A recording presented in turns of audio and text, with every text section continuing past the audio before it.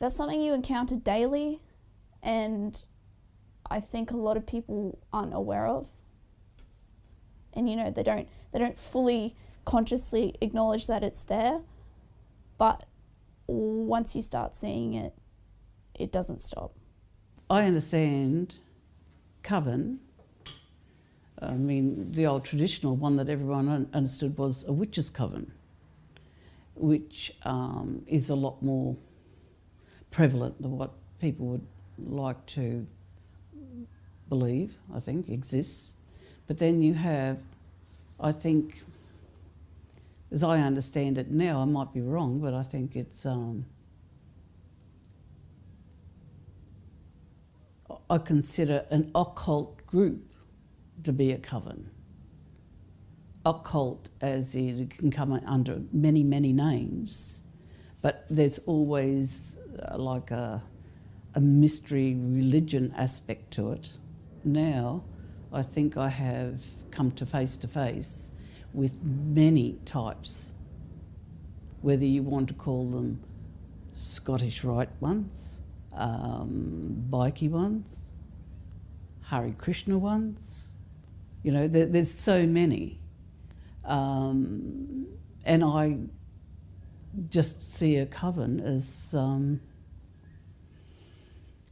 a group of people, any description, and they have a hidden aspect to them. All right, well, we're at Kurnell. It's a peninsula. There's heaps of little beaches and coves and things around here. We're losing light, so we can't find the beach, but I remember distinctly a beach that was I was taken to as a kid by Dr. Mark Aka Leonis Petruscus. And when I was taken there, I was told to dig up a body, and I dug up a body of a little boy who must have been about 5 and had blonde hair. It was in this area. There's a very prominent pedophile politician was there, and he wanted Leonis to cover for the death. This is a politician who's into necrophilia, and he's often been portrayed as the Undertaker by newspaper cartoonists, because I think people know what he's into. I think it's one of the major magazines said that he used to like to go over to Thailand to have sex with little boys. Well, this fellow likes to have sex with dead little boys. And I know, because I saw it, to traumatise me, because that's the whole point of trauma-based mind control, is to re-traumatise the victim, to keep their trauma-based programming intact. So I experienced lots of traumas, and this was one of them. And I overheard a discussion between this politician and Dr. Mark Petruscus about how they're going to fabricate the death of the child, which was probably, I don't know how he died, asphyxiation or something. But there was talk of a blue ring octopus sting, and so I don't know what was worked out, or whether that was what they used as to cover, or I'm not sure. But I know that the researchers behind this doco have since found out that Petruscus published an article to do with a death in Papua New Guinea of a 5-year-old, well, the stinging of a 5-year-old girl who got poisoned by a conefish. So it was certainly an area that Petruscus was familiar with, and having studied tropical medicine at Sydney Uni, he was familiar with poisons and all that sort of thing. That's one thing I experienced down here. Another thing I experienced down here when I was a young child was a nurse that worked with Leonis. In the daytime, she was used as a honey trap for a surfer. She seduced him and promised him sex. And then I think he was drugged, and the guy had like curly blondish hair, and I saw him ritually sacrificed to Moloch. It was a fire ceremony that night. And that's what they like to do. They like to burn people alive. And they did it somewhere around here. I mean, it's so... it was very secluded back then. Sydney wasn't so populated, 30 years ago, 30 plus years ago. So this was a popular site for the Coven members to murder people and dispose of bodies without being detected. And they just get the local cops who are involved with them, or local doctors like Petruscus to cover anyway. And I wrote to the New South Wales coroner and I said, look, my researchers have just found out the true identity of Dr. Mark. He's actually Petruscus, and I said every birth certificate and death certificate that man ever signed now needs to be investigated, because everything that man did should be treated as suspicious. And they responded, oh, we can't do anything without being directed by the New South Wales Police. So I forwarded their response, their written response, to the New South Wales Police Commission. I said, could you please direct the coroner to investigate these, these documents that Petruscus has fabricated, to my knowledge. And I made a big list of all the murders that I remember that he wrote death certificates for or was involved with in some way. That's the reality, folks. I've had to fight very hard to have the crimes I witnessed and was subjected to investigated. Well, they happened. And they happened here. Australia, where the bloody hell are you? Buried. I have often described her as crazy. This week, talking to different friends, I've said I've got my crazy friend coming down to stay with me this weekend. But she's crazy in a good way, fun crazy. So I dared to ask Neville Davis, do you think he may be Asperger's so he or hogties him as autistic? a means of So he hogties him to prove to me that he's not, because he should be screaming his lungs out by now if he's autistic. Yeah.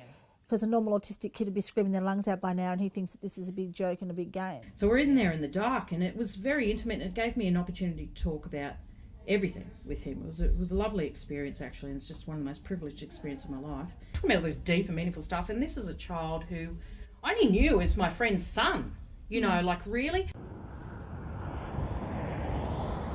And the place was just crowded. It was packed, full of cops and dignitaries and councilmen and the mayor and priests from St Stanislav College and just the local churches.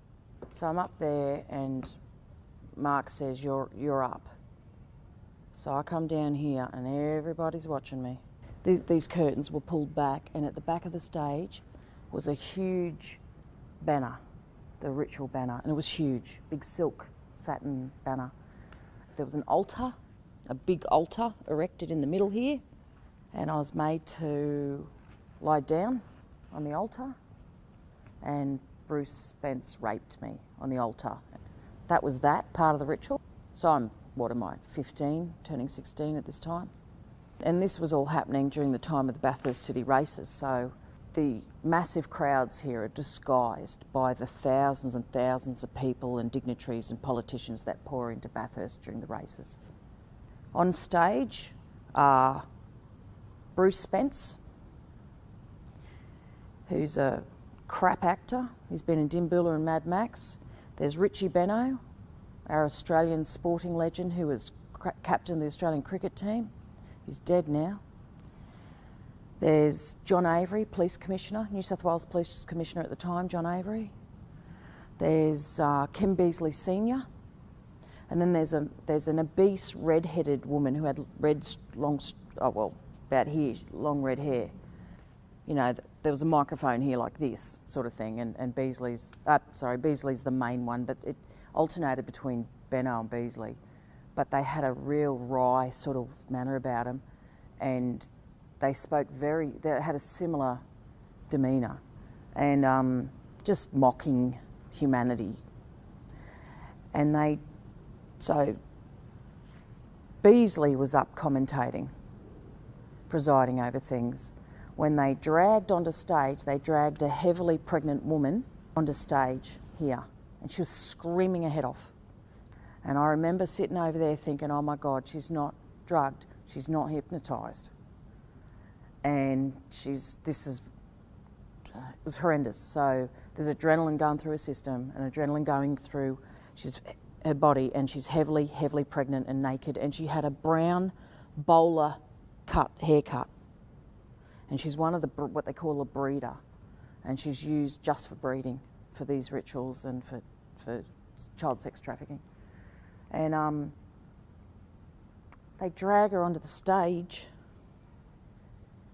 and they lay her down, and the head for a sacrifice is always here, so they're and the feet's that end. Where she's screaming, right, Beasley's over here, and he goes to us, I'll never forget this, he goes, she's screaming and making fast, and he goes, excuse us for a minute, and everyone laughs. Everyone thinks that's hilarious, except for me. And then they've got, because they had 2 big security guards dragging her onto stage, and they needed extra help, so Bruce Spence, who is like usually the thug type who likes to hurt people, Bruce Spence and John Avery, the cop, he used what he knows about holding people down, and the 4 of them pin her down. And they're holding her legs and her arms and whatever, shoulders. And then Benno has a ceremonial dagger, and he's like, it's further back. Shame this is here because he's further back, and he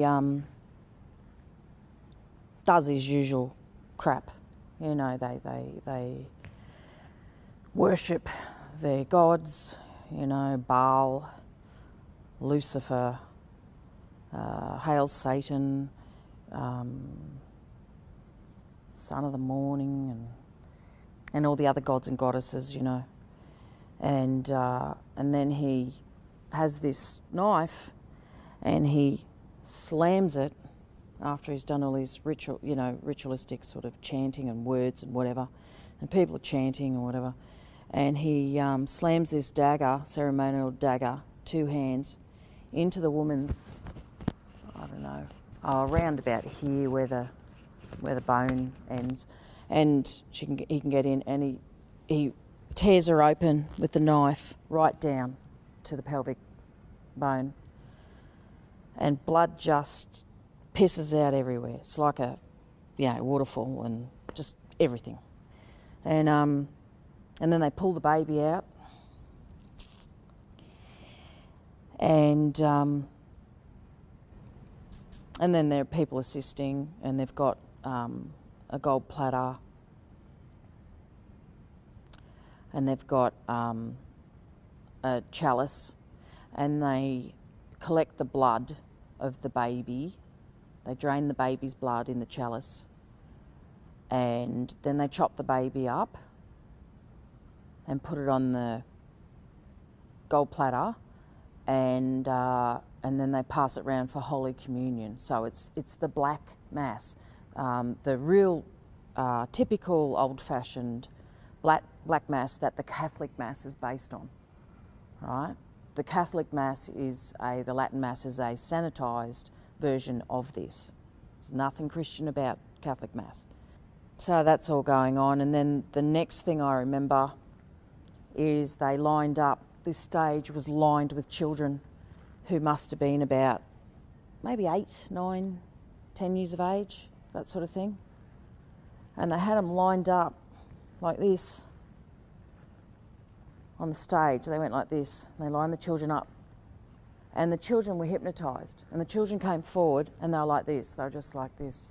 They just, you know, as they were told, they did nothing and they just stared straight ahead. And they're very attractive children. Bruce Spence had a samurai sword. It was incredibly sharp. He goes along each child, and he has a certain stance about him. Is it that way, or is it that way? And he slices off the heads of each child. I don't know if he turns, or I can't remember what he does, but then he, you know, goes along and, you know, like this, and he goes along and chops off each head. and each kid falls, the body just falls, and blood is going everywhere. I mean, if you DNA tested this area, there would have to be remains of someone's blood and DNA in here. There would have to be somewhere. Then they break out into a bloodied orgy. Now these people, the whole point behind doing the, having the woman not drugged and not hypnotised is to pump as much adrenaline through her blood as possible, because these people are addicted to adrenaline, and when they drink the blood, you know, it's, you know, the baby's blood. You know, the baby's in distress, so it passes on somehow to the kid, and that's why they, you know, have this sort of situation going on. And at the end, I was over here, and a bloody orgy broke out, and everyone started having sex. They're sexually aroused by this stuff. You've got to understand that they are sexually aroused by this crap. I don't know, everyone's just having sex with people, and Kim Beasley Senior was down here, and I was there, and he came down, and he picked up a head of one of the kids that had dark hair, and I'm standing here, and Beasley picks up this head and he shoves it in my face like this, and there's this decapitated head in my face, and he says, "Take ye, eat." And he made me take a bite out of the face. And then everyone just had an orgy. It was just disgusting. And the most vile thing you've ever seen in your life. And that's Bathurst City Hall.